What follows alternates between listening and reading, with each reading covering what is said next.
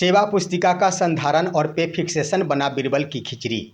एक सप्ताह में हो जाएंगे सारे काम, बस एक इच्छा शक्ति की जरूरत। नमस्कार दोस्तों, बिहार की शिक्षा जगत से जुड़ी अहम खबर के साथ एक बार फिर से आपका दोस्त एस.के. चौधरी। दोस्तों, बिहार के नवनियुक्त विद्यालय अध्यापकों के बारे में अगर चर्चा की जाए और नवनियुक्त विशिष्ट शिक्षकों के बारे में चर्चा की जाए तो दोनों ही शिक्षक अपनी अलग अलग समस्याओं से इन दिनों गुजर रहे हैं, जो कि बीरबल के खिचड़ी के रूप में सामने आकर खड़ा हो चुका है। विद्यालय अध्यापकों के बारे में कह दिया जाए तो उनकी नियुक्ति के लगभग 2 वर्ष पूर्ण होने को है। इनका प्रोबेशन पीरियड भी समाप्ति की ओर है। नवंबर 2025 में इनका प्रोबेशन पीरियड भी समाप्त हो जाएगा, लेकिन आज तक उनकी सेवा पुस्तिका का संधारण नहीं हो पाया। शिक्षकों का ट्रांसफर हो गया, शिक्षकों को इंक्रीमेंट का लाभ मिल गया, लेकिन सेवा पुस्तिका का संधारण नहीं हो पाया। ढेर सारे जिलों से प्राप्त खबर के अनुसार ढेर सारे शिक्षकों ने अपनी सेवा पुस्तिका तो खुलवाई, लेकिन ढेर सारे शिक्षक जब अपने ज़िले में अपनी सेवा पुस्तिका लेकर गए तो वहां पर जिला शिक्षा पदाधिकारी कार्यालय से यही कहकर उनकी सेवा पुस्तिका को लौटा दिया गया कि अभी विभाग के स्तर से कोई खबर नहीं है, जब संदेश आएगा तो आप इसे लेकर आएंगे। लेकिन ऐसा क्यों? शिक्षकों का ट्रांसफ़र हो गया तो क्या यह ट्रांसफ़र आखिर किस पत्रांक और दिनांक के आधार पर हुआ? क्या यह सेवा पुस्तिका में संधारित नहीं होनी चाहिए थी? दूसरी बात कि ट्रांसफ़र के उपरांत शिक्षक नए पदस्थापित विद्यालय में योगदान भी कर लिए, लेकिन क्या यह सेवा पुस्तिका में दर्ज नहीं होनी चाहिए थी कि आखिर किस तिथि को इन्होंने नव पदस्थापित विद्यालय में योगदान किया?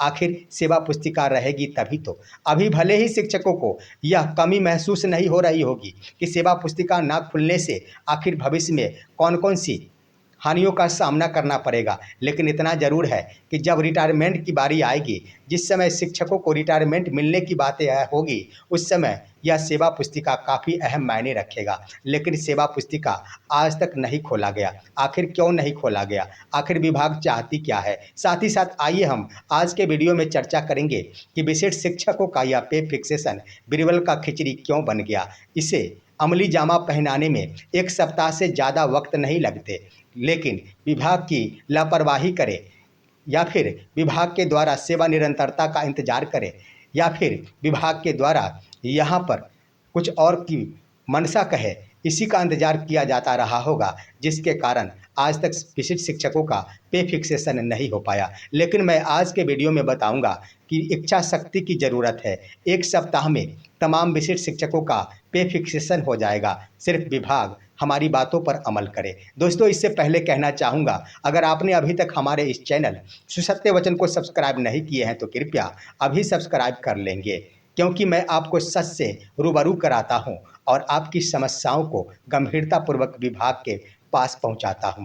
आइए सबसे पहले विद्यालय अध्यापकों के बारे में चर्चा कर लेते हैं, फिर बड़ा मुद्दा विशिष्ट शिक्षकों के पे फिक्सेशन का यह मामला एक सप्ताह में समाप्त हो जाएंगे, इस पर चर्चा करेंगे। विद्यालय अध्यापकों की सेवा पुस्तिका आखिर विभाग के द्वारा क्यों नहीं स्पष्ट किया जाता है कि उनका ई सर्विस बुक ही मान्य होंगे या फिर भौतिक रूप से सेवा पुस्तिका भी मान्य रहेंगे?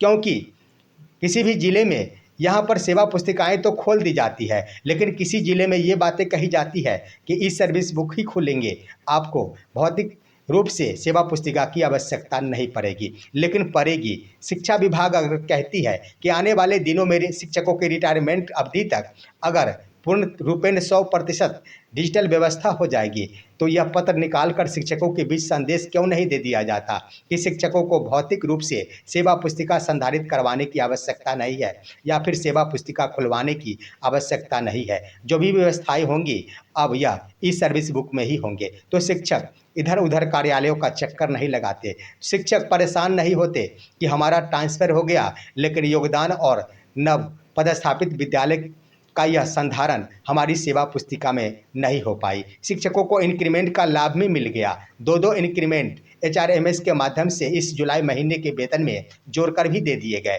इसका भी संधारण सेवा पुस्तिका में होनी चाहिए थी, लेकिन आखिर नहीं हो पाई, माना नहीं हो पाई। लेकिन डिजिटल व्यवस्था के तहत व्यवस्था ये होनी चाहिए थी कि इसे अगर तुरंत ही अमली जामा पहना दिया जाता तो शिक्षकों को ये परेशानी नहीं रह जाती कि हमारी ई सर्विस बुक भौतिक रूप से खुले या फिर ना खुले, लेकिन हमारी समस्याओं का समाधान हो रहा है, भविष्य में हमें कोई दिक्कतों का सामना नहीं करना पड़ेगा। अब आइए यहाँ पर होनी ये चाहिए कि विभाग के द्वारा अविलंब ही अगर ई सर्विस बुक मान्य है तो इसका संदेश शिक्षकों के बीच पत्र लिखकर दे देना चाहिए, या फिर भौतिक रूप से सेवा पुस्तिका भी खुलना है तो संबंधित तमाम बिहार के जिला शिक्षा पदाधिकारियों को पत्र लिखकर ये संदेश दे देना चाहिए कि अविलंब ही 2 वर्ष पूरने को है। यहाँ पर प्रोबेशन पीरियड समाप्ति का भी यहाँ पर संधारण होगा सेवा पुस्तिका में, तो खोलने संबंधी आदेश दे देना चाहिए कि अविलंब ही तमाम विद्यालय अध्यापकों की सेवा पुस्तिका खोल दी जाए और जो भी बिंदु या फिर मुद्दे इन पर लागू होते हैं उसका भी संधारण कर दिया जाए। अब आइए यहाँ पर विशिष्ट शिक्षकों के पे फिक्सेशन के बारे में चर्चा करते हैं। हम आपको बता देना चाहेंगे कि 1 जनवरी 2025 से ही विशिष्ट शिक्षक नए पद को योगदान किए, लेकिन 8 महीने गुजरने को है, आखिरकार इनका यह पे फिक्सेशन भी बीरबल का खिचड़ी बनकर रह गया है। विशिष्ट शिक्षकों के क्रम में हम बता देना चाहेंगे कि पूर्व से बहाल 100% शिक्षकों में से 95% शिक्षक बैंक से ऋण ले रखे हैं, लेकिन आज की स्थिति यह है कि नियोजित पद पर रहते हुए जहां शिक्षक 48,000 रुपये वेतन के रूप में उठा रहे थे, वहीं पर 13,000 रुपये कम यानी 35,720 रुपये ही अब उठा पा रहे हैं। आखिर शिक्षक बैंक की नज़रों में गलत साबित हो रहे हैं, शिक्षकों का क्रेडिट खराब हो रहा है। बैंक ये नहीं जानती कि इनका वेतन घटा दिया गया, बैंक तो सिर्फ ये कहती है कि शिक्षक वेतन उठाते हैं और मौज कर लेते हैं, खा जाते हैं, अपना पेट भर लेते हैं, उठाया गया ऋण नहीं चुकाते हैं। आखिर यहाँ पर शिक्षकों का क्रेडिट खराब हो रहा है, इसका दोषी कौन? बिहार शिक्षा विभाग की लापरवाही। अब आइए यहाँ पर पे फिक्सेशन के क्रम में लापरवाही कहा जाए या फिर सेवा निरंतरता का इंतजार कहा जाए या फिर फुर्सत का अभाव कहा जाए या फिर कुछ और कहा जाए, आखिर जो भी कारणों से हुआ बीरबल की खिचड़ी तो जरूर बनकर रह गया विशिष्ट शिक्षकों का पे फिक्सेशन।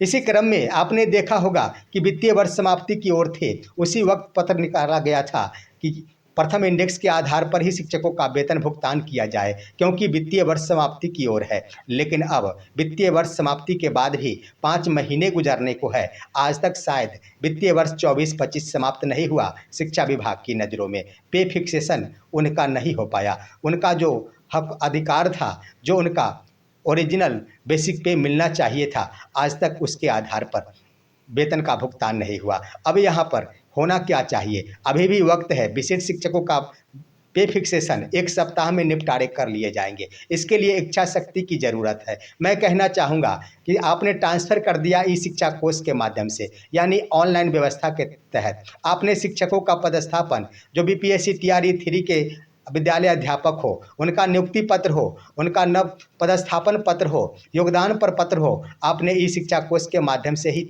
तमाम अभ्यर्थियों को दे दिया। सारी प्रक्रियाएं आपने तमाम अभ्यर्थियों को ऑनलाइन माध्यम से ई शिक्षा कोष के माध्यम से ही दे दिया, तो आखिर शिक्षकों का पे फिक्सेशन ई शिक्षा कोष के माध्यम से भी तो करा लिया जाता। इसमें बस 1 सप्ताह ही वक्त लगते, वो कैसे?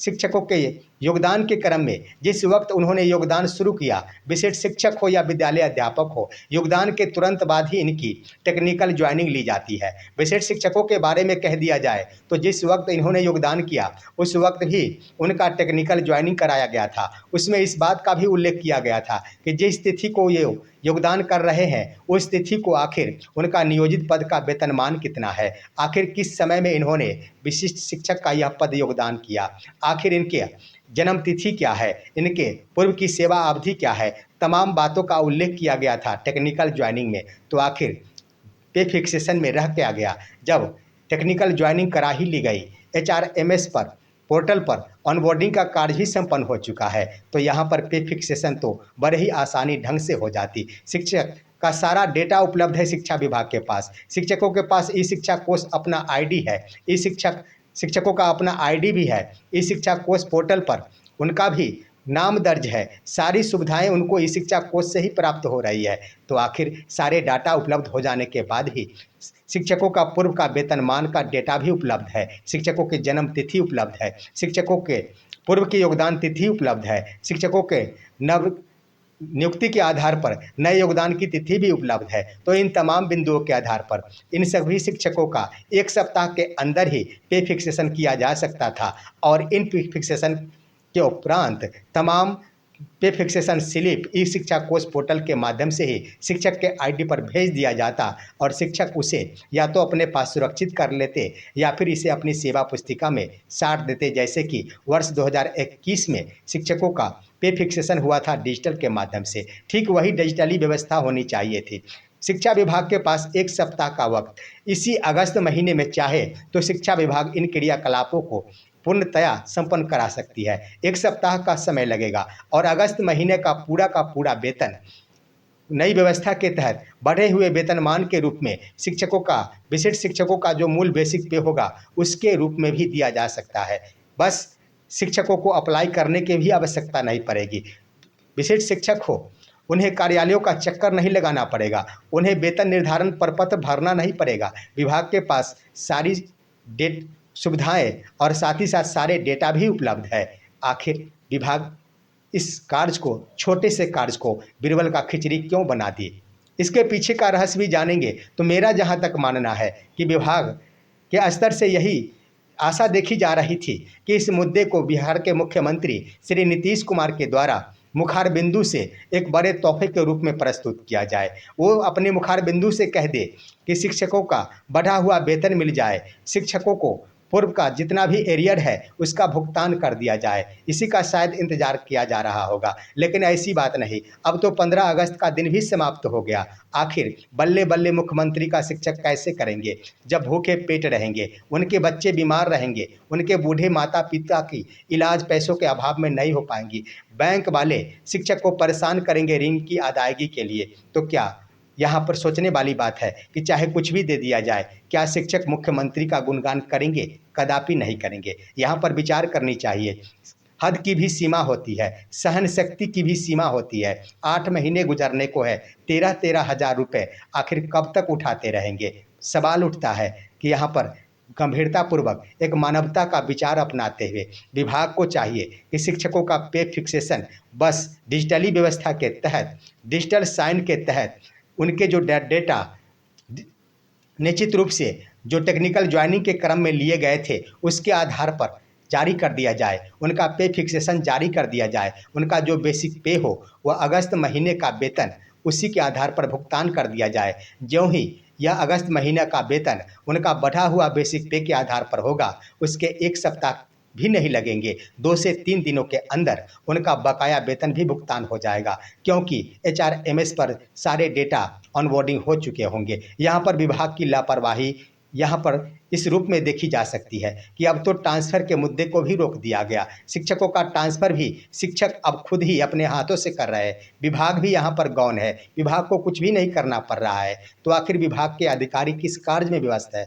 आखिर विभाग की अधिकारी कर क्या रहे हैं? विभाग के कर्मचारी किन कार्यों में व्यस्त है? यहाँ पर चाहिए, जैसा कि एसीएस डॉक्टर एस सिद्धार्थ के द्वारा कहा गया था कि ट्रांसफ़र के अंत में हम शिक्षकों के वेतन विसंगति पर अपना ध्यान केंद्रित करेंगे, शिक्षकों के वेतन विसंगति को दूर करेंगे। उन्होंने कहा था कि फिलहाल उन्हें प्रथम इंडेक्स के आधार पर ही समय के अभाव के कारण वेतन भुगतान किया जा रहा है, लेकिन इसे हम देखेंगे। ये तो वक्त आ चुका है, 1 सप्ताह का समय लगेगा, ज़्यादा समय नहीं लगेगा। अगस्त महीने तक छोड़ दिया जाए, अगर ठीक से काम किया जाता तो इसी अगस्त महीने में जुलाई महीने का वेतन भी बढ़ा हुआ मिल जाता शिक्षकों को। आखिर देखने से प्राप्त होता है। विद्यालय अध्यापकों के बारे में अब चर्चा करेंगे।